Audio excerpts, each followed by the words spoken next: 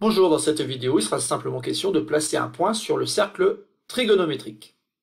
Donc ici, bien sûr, on se donne un repère OIJ orthonormé. C est le cercle trigonométrique de centre O. Il faudra donc placer ces valeurs-là, autrement dit, représentées par des points, les nombres moins pi sur 4, 4pi sur 3, 3pi sur 2, moins 3pi sur 4 et moins 5pi sur 6 sur le cercle trigonométrique. Donc je vous conseille d'appuyer sur pause, de représenter donc un cercle trigonométrique et de placer donc ces 5 valeurs. Alors, pour placer ces 5 valeurs, il va falloir avoir des points de repère. Donc, les points de repère que je vous conseille, c'est tout simplement déjà de commencer par placer la valeur qui correspond à pi sur 4. Pi sur 4, c'est 45 degrés. Et donc ici, je peux représenter donc pi sur 4. D'ailleurs, c'est pas trop mal parce que pi sur 4, eh ben, ça va me permettre de représenter donc moins pi sur 4. Et donc moins pi sur 4, ben, on parcourt le cercle dans l'autre sens. Et donc ici, ben, vous avez moins pi sur 4. Alors maintenant, il faut représenter 4pi sur 3. Alors 4pi sur 3, forcément, c'est lié à la valeur de pi sur 3. Ou plutôt, c'est lié au point qui représente pi sur 3. Alors, pour avoir pi sur 3, qui représente finalement un angle de 60 degrés, avec le quadrillage ici, eh ben, il y a une petite propriété que vous découvrirez bientôt qui permet donc de dire que pi sur 3 se trouve exactement là, à l'intersection de cette ligne de quadrillage avec le cercle. Et ensuite, il suffit simplement de parcourir le cercle pour avoir 4 fois pi sur 3. En effet, et donc on a bien cette égalité, 4pi sur 3 est égal à 4 fois pi sur 3. Donc ce qui me permet tout simplement ici, à l'aide de pi sur 3, de me rendre compte en fait que j'ai parcouru pi sur 3 ici sur le cercle trigonométrique. Donc pour avoir 4 fois pi sur 3, il va falloir que je me déplace 4 fois. Donc si j'arrive ici, tac, par exemple, j'arrive en 2 fois pi sur 3.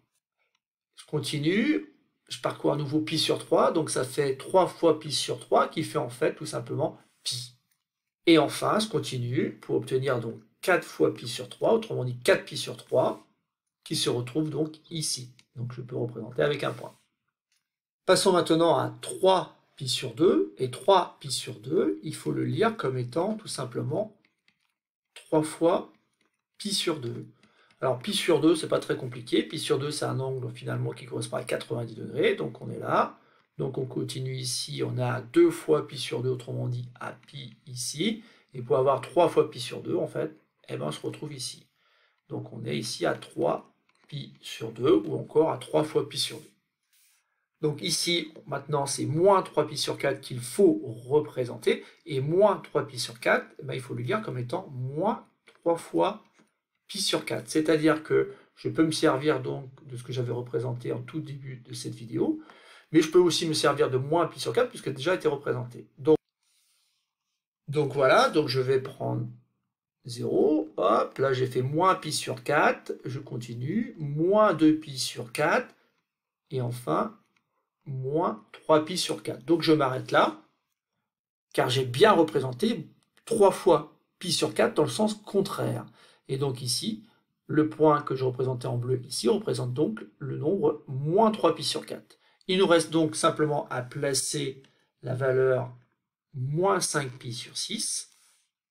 Mais moins 5 pi sur 6, il faut le voir comme étant tout simplement moins 5 fois pi sur 6. Autrement dit, je peux me ramener déjà à pi sur 6 dans un premier temps. Alors, pi sur 6, c'est très facile de le représenter sur cette figure-là. Ça correspond tout simplement à l'intersection ici du quadrillage avec le cercle. Et donc, un résultat de courbe permettra de le justifier bientôt. Donc, pi sur 6, c'est ici. Et donc, il va falloir que je parcours le cercle dans le sens contraire en reportant finalement 5 fois cette longueur. Bon, je commence ici bien sûr en i, parce que je suis dans le sens contraire, donc une première fois, donc j'arrive ici à moins pi sur 6, une deuxième fois j'arrive à moins 2 pi sur 6, et une troisième fois d'ailleurs j'arrive à moins 3 pi sur 6. Et là donc je vérifie, moins 3 pi sur 6, je peux simplifier et obtenir donc moins pi sur 2. Bon, on avait trouvé ici que le point rouge représentait 3 pi sur 2, mais il est clair aussi que ça représente le nombre moins pi sur 2. Mais je continue donc, du coup, j'étais à moins 3 pi sur 6, donc je m'arrête ici en moins 4 pi sur 6, et enfin ici en moins 5 pi sur 6. Et donc c'est terminé pour cet exercice, bien représenter tous les nombres ici. Il faut savoir que pour représenter ces nombres-là, vous devez avoir des points de repère qui sont pi sur 6, pi sur 4, pi sur 3 et bien sûr pi sur 2. Et après, il suffit simplement de se balader sur le cercle dans le sens direct ou dans le sens indirect si vous avez une valeur négative à représenter.